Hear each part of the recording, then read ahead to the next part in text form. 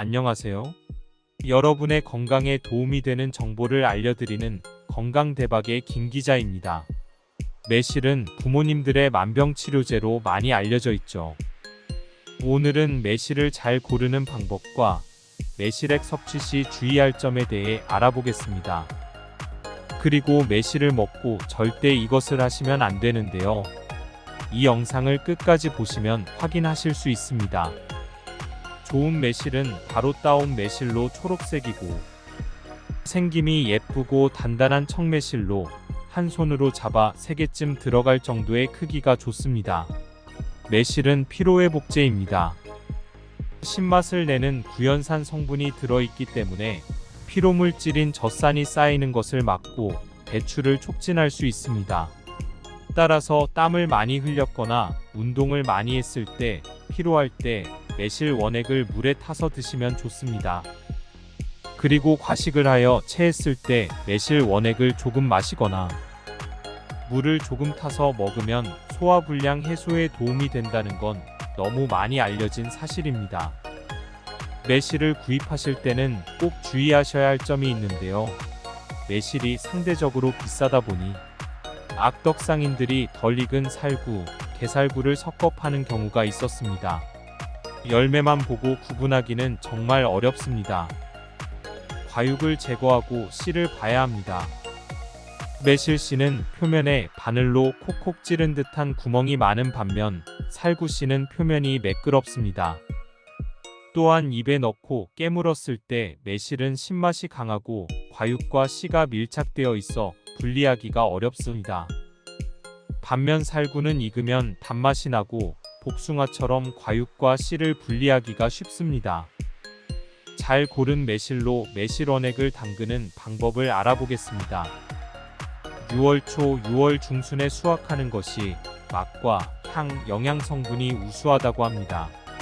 매실액은 껍질째 저장하는 식품이므로 세척이 너무 중요합니다.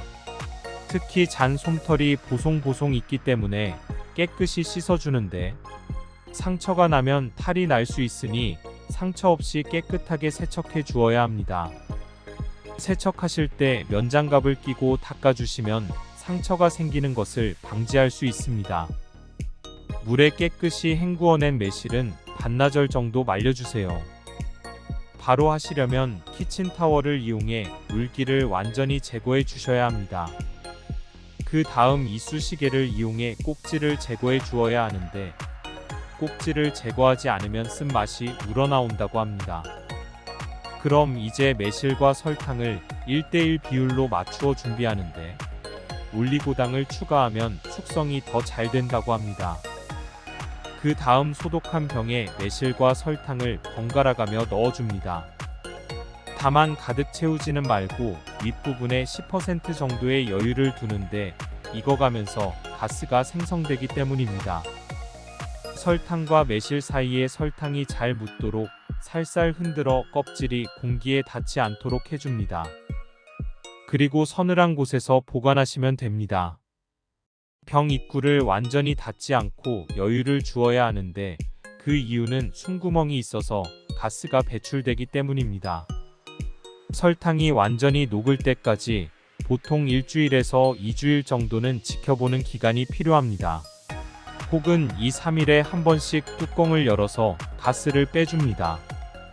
1차 숙성은 100일 정도 두는데 그 이유는 씨앗에 청산가리 성분이 들어있어 독성이 나오기 때문입니다. 3개월 정도 지나면 다행히 안전해집니다.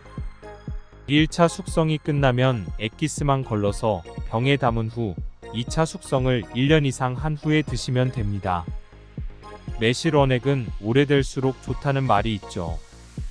설탕은 삼투압의 원리로 매실즙을 추출하고 보존료의 역할을 합니다.